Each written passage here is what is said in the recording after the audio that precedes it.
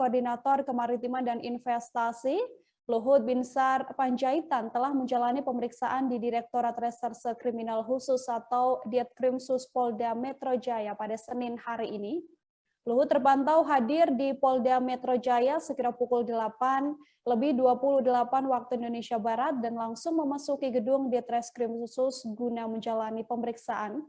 Selang 1 jam pemeriksaan, Menteri dari Partai Golkar itu juga terlihat sudah keluar dari gedung Ditkrimsus didampingi kuasa hukumnya.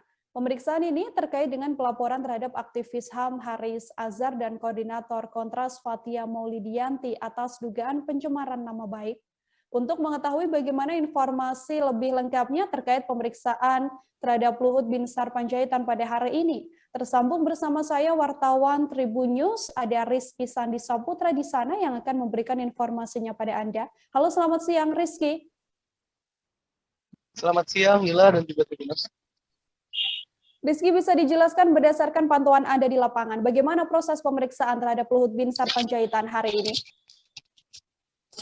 Ya, jadi bisa dilaporkan Mila, Menteri Koordinator Kemaritiman dan Investasi Menko Marves Luhut Binsar Panjaitan pagi tadi telah mendatangi Ditreskrimsus Polda Metro Jaya begitu guna diperiksa gitu, menjalani pemeriksaan atas laporan yang dilayangkannya kepada aktivis HAM Haris Azhar dan juga koordinator Kontras yakni Fathia dalam dugaan kasus pencemaran nama baik gitu.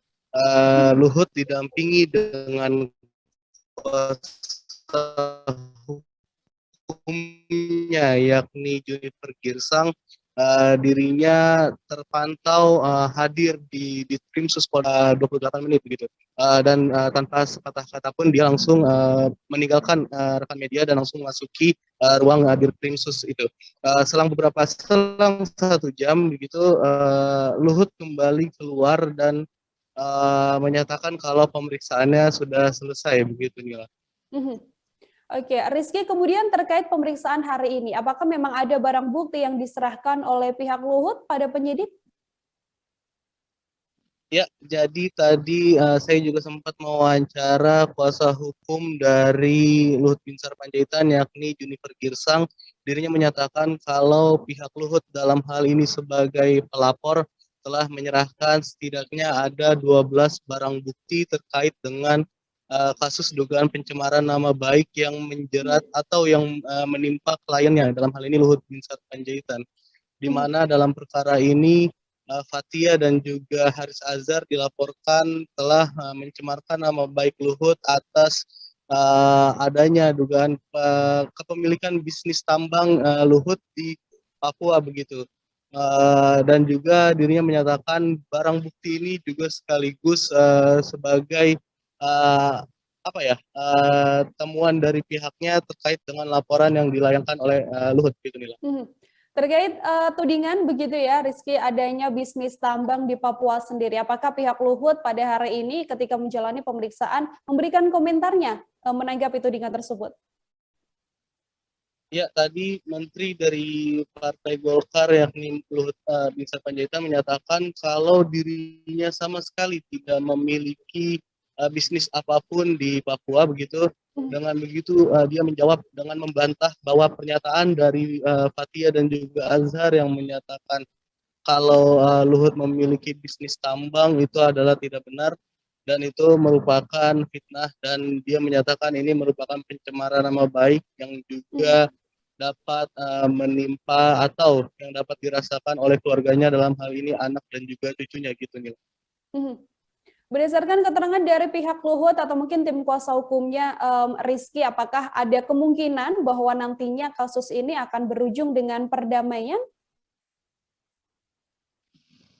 Tadi Luhut Binsar Panjaitan sendiri yang menyatakan kalau pihaknya dalam hal ini sebagai pelapor,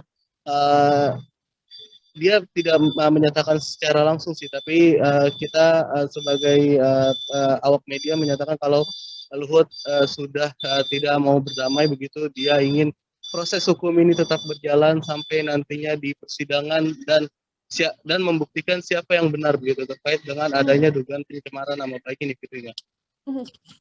Oke. Oke, saudara, untuk mengetahui bagaimana informasi lebih lengkapnya terkait pemeriksaan yang dijalani Luhut pada hari ini, telah terhimpun wawancara dengan kuasa hukum Luhut Binsar Panjaitan, Junifer Girsang. Berikut liputannya untuk Anda. Nah, ini sudah kami serahkan, dan tadi klien kami menyampaikan kepada penyidik agar proses ini dapat ditindaklanjuti untuk meminta kepastian hukum di negara Indonesia ini. Dan beliau tadi berpesan agar proses ini tidak boleh diintervensi, dan saya datang sebagai warga negara Indonesia yang mencari keadilan karena nama baik saya, kehormatan saya sudah dicemarkan, mengakibatkan anak, cucu, dan keluarga saya tidak terima atas apa yang disampaikan ketidakbenaran itu.